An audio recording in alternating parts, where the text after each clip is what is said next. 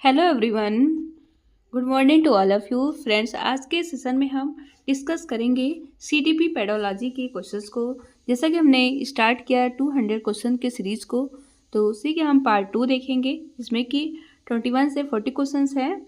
Part 1 में 20 questions हैं। तो हम स्टार्ट कर लेते हैं हम आज के सेशन को। फर्स्ट क्वेश्चन है आपका,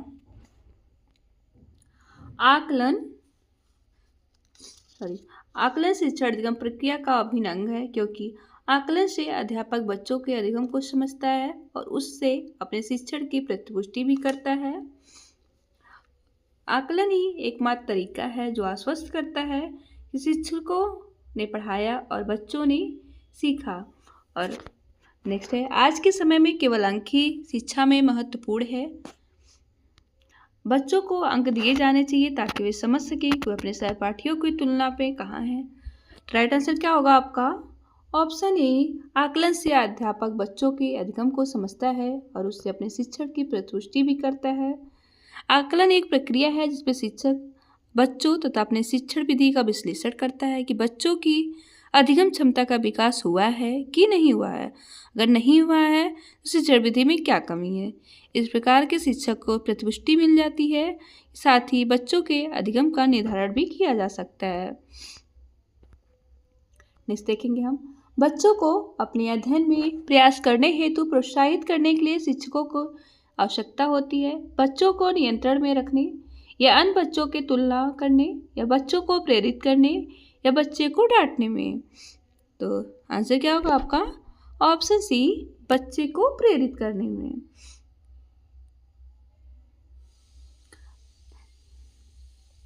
बच्चों को अपने अध्ययन में प्रयास करने हेतु प्रोत्साहित करने के लिए बच्चों को प्रेरित करने की आवश्यकता होती है। नेक्स्ट देखेंगे हम, भावनाओं, अधिगम और प्रेरणा के संदर्भ में निम्नलिखित में से किस कथन से आप सहमत हैं?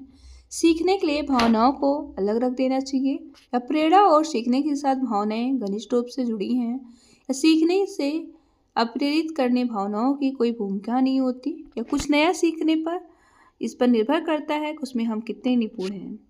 राइट आंसर क्या होगा? ऑप्शन बी, प्रेरणा और सीखने के साथ भावनाएं घनिष्ठ रूप से जुड़ी हुई हैं। प्रेरणा एवं अधिगम के साथ भावनाएं घनिष्ठ रूप से जुड़ी होती हैं, क्योंकि अधिगम के लिए प्रेरणा की यदि आवश्यकता होती है जो व्यक्ति संवेगात्मक संज्ञानात्मक व्यवहार से प्रेरित होता है। इस देखेंगे हम, बहुविकल्पी प्रश्न बच्चों की योग्यता का आकलन करते हैं। सही उत्तर का निर्माण करने, सही उत्तर की व्याख्या करने, या सही उत्तर की पहचान करने, या सही उत्तर का प्रत्यास्मरण करने। आंसर क्या होगा आपका? सही उत्तर की पहचान करने के लिए। बहुविकल्पी प्रश्न बच्चों के सही उत्तर पहचान करने की योग्यता का आकलन करते हैं। बहुविकल्पी प्रश्नों की वस्तुनिष्ठता व्याख्यात्मक प्रश्नों से अधिक होती है और आसानी से बच्चों की मानसिक क्षमता का मापन कर सकते हैं। सामाजिकरण की प्रक्रिया में शामिल नहीं है। मूल्यों एवं विश्वासों का अर्जन, आनुवंशिक संचरण, एक संस्कृति की रीतियां और मानदंडों को सीखना, कौशलों का अर्जन। राइट आंसर क्या होगा आपका? ऑप्शन बी, आनुवंशिक संचरण। सामाजिकरण की प्रक्रिया का तात्पर्य है समाज के वे सभी व्यवहार जिसमें व्यक्ति आत्मसात कर लेता है, जैसे कि सांस्कृतिक की रीतियां, मानदंडों को सीखना, कौशलों का अर्जन करना, मूल्य और विश्वासों का अर्जन करना।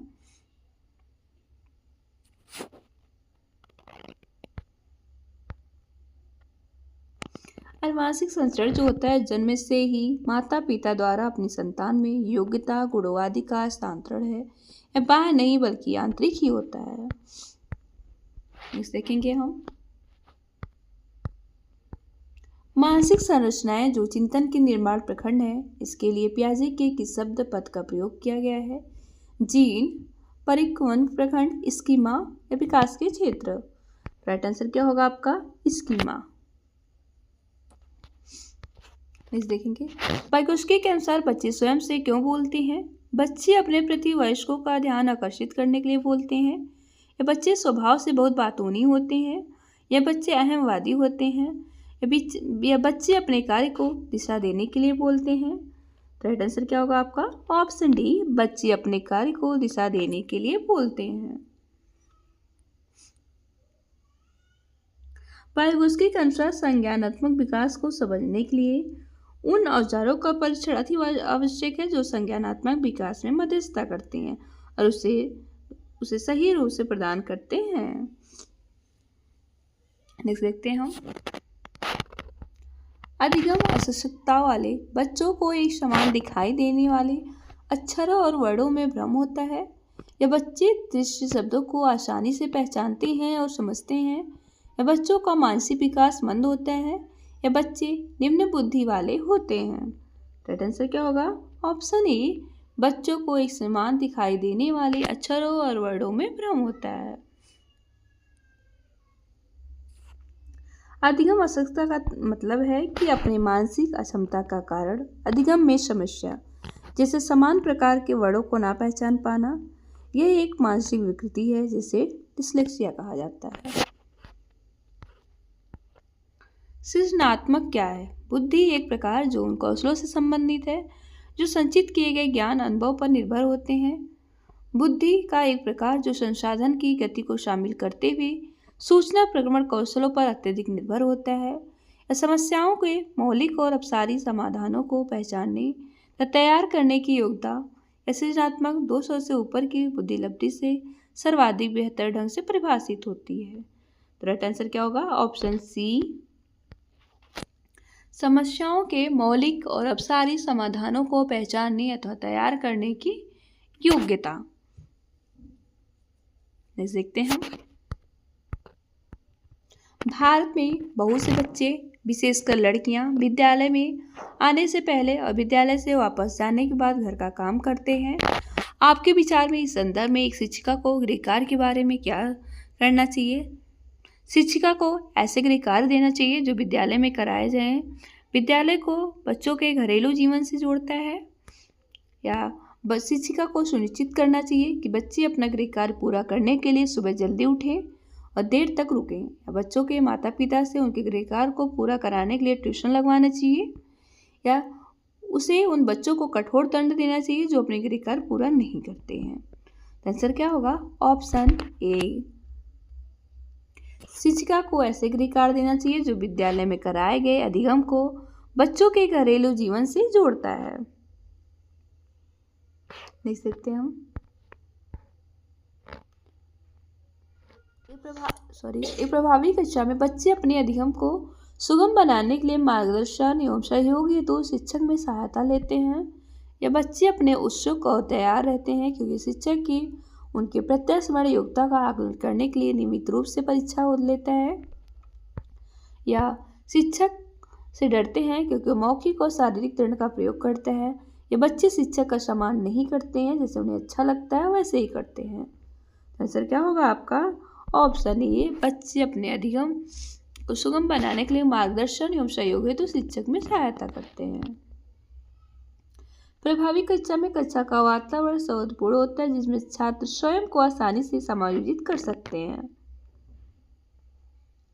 अपनी समस्या अपने शिक्षक के सामने भी रख पाते हैं। बच्चे शिक्षक को अपना मार्गदर्शन मानते हैं तो समय समय पर उन्हें निर्देशित करते हैं और समस्या समाधान में सहयोग भी करते हैं। नेक्स्ट देखते हैं हम। ज्ञान के एक बड़े समझ भाग को प्रस्तुत करना अपने तरीके से जानकारी को व्यवस्थित करने में शिक्षार्थियों की सहायता करेगा। या शिक्षिका के कार्य को कठिन और शिक्षार्थियों के कार्य को आसान बनाएगा। या शिक्षार्थियों के लिए अवधारणात्मक समझ को प्राप्त करने को कठिन बनाएगा। या शिक्षार्थियों के लिए प्रत्याश्रवण को आसान बनाएगा। या शिक्षार्थियों के प्रयोग को आसान बनाएगा। तो राइट आंसर क्या होगा? ऑप्शन सी, शिक्षार्थियों के लिए अवधारणात्मक समझ को प्राप्त करने को कठिन बनाएगा। ज्ञान के बड़े समभाग को प्रस्तुत करने में छात्रों को कठिनाई का अनुभव होगा जिससे वो अवधारणा समझ के कठिनाई महसूस होगी। क्या बच्चे इसलिए भाषा अर्जित करते हैं क्योंकि उनमें आनुवंशिक रूप से ऐसा करने की पूर्व प्रवृत्ति होती है और उनके माता पिता प्रारंभिक अवस्था से ही उन्हें गहन रूप से सीखते हैं? यह प्रश्न आवश्यक रूप से दर्शाता है क्या विकास एक सतत प्रक्रिया है या सतत प्रक्रिया? भाषा के विकास का संज्ञान का प्रभाव प्रकृति और पोषण पर बहस, बहुकारक योगदान के रूप में विकास पर चर्चा। और सही आंसर क्या होगा आपका? भाषा के विकास पर संज्ञान का प्रभाव। बच्चे भाषा इसलिए अर्जित करते हैं क्योंकि इसके माध्यम से वे अपने भाव विचारों को दूसरे तक पहुंचाते हैं। देख सकते हैं हम। अमूर्त वैज्ञानिक चिंतन के लिए क्षमता का विकास निम्नलिखित में से अवस्थाओं किसकी एक विशेषता है? मूर्त संक्रियात्मक, औपचारिक संक्रियात्मक, संवेदी गतिका अवस्था या पूर्व संक्रियात्मक अवस्था। तो राइट आंसर क्या होगा आपका? ऑप्शन बी, औपचारिक संक्रियात्मक। एक बच्चा तर्क प्रस्तुत करता है, आप मेरे लिए करें और आपके लिए करूँगा। तो यह बच्चा कोहल वर्ग का नैतिक प्रगड़ा की किस अवस्था के अंतर्गत आएगा? अच्छा लड़का अच्छी लड़की अभिमुखीकरण, या सामाजिक अनुबंधन अभिमुखीकरण, या सहायक अनुबंधन अभिमुखीकरण, या दंड और आज्ञा पालन का अभिमुखीकरण। आंसर क्या होगा आपका? ऑप्शन बी, सामाजिक अनुबंधन अभिमुखीकरण। नेक्स्ट देखेंगे हम। प्रगतिवादी शिक्षा अनुबंधन और पुनर्बलन के सिद्धांतों पर आधारित है या पाठ्य पुस्तकों पर आधारित है क्योंकि वे ज्ञान के एकमात्र वह स्रोत है, या इस मत पर विश्वास करती हैं कि शिक्षा को अपने उपायों में दृढ़ रहना और वर्तमान समय में बिना दंड का प्रयोग किए बच्चों को पढ़ाया नहीं जा सकता, या समस्या समाधान आलोचनात्मक चिंतन पर अधिक बल देती है। तो राइट आंसर क्या होगा आपका? ऑप्शन डी, समस्या समाधान और आलोचनात्मक चिंतन पर अधिक बल देती है। नेक्स्ट देखेंगे हम।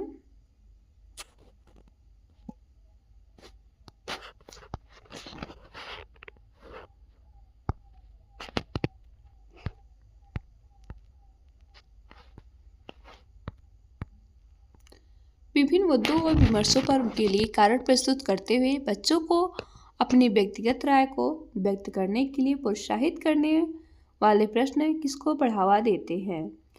बच्चों का मानकीकृत आकलन या विश्लेषणात्मक, आलोचनात्मक या विचारी चिंतन या जानकारी का पुनर्स्मरण। राइट आंसर क्या होगा आपका? ऑप्शन बी, विश्लेषणात्मक आलोचनात्मक चिंतन। देखते हैं हम। निम्नलिखित में से कौन सा कथन विकास और अधिगम के बीच संबंध को सर्वश्रेष्ठ रूप से जोड़ता है? विकास अधिगम से स्वतंत्र है, अधिगम विकास के पीछे रहता है, अधिगम और विकास समानार्थक परिभाषित शब्द हैं, या अधिगम और विकास एक जटिल तरीके से अंतर संबंधित है। तो राइट आंसर क्या होगा आपका? राइट आंसर आपका होगा विकास जो है, अधिगम और विकास एक जटिल तरीके से अंतर संबंधित है। क्योंकि अधिगम और विकास एक जटिल तरीके से अंतर संबंधित है क्योंकि व्यक्ति अपने दैनिक क्रियाओं अनुभवों द्वारा कुछ न कुछ सीखता है। नहीं देखेंगे हम। इनमें से कौन सा विकास का सिद्धांत नहीं है? विकास संशोधन योग्य होता है, विकास केवल संस्कृति में शासित और निर्धारित होता है, विकास जीवन पर्यंत होता है, या विकास वंशानुक्रम और पर्यावरण दोनों में प्रभावित होता है। तो राइट आंसर क्या होगा? Option B.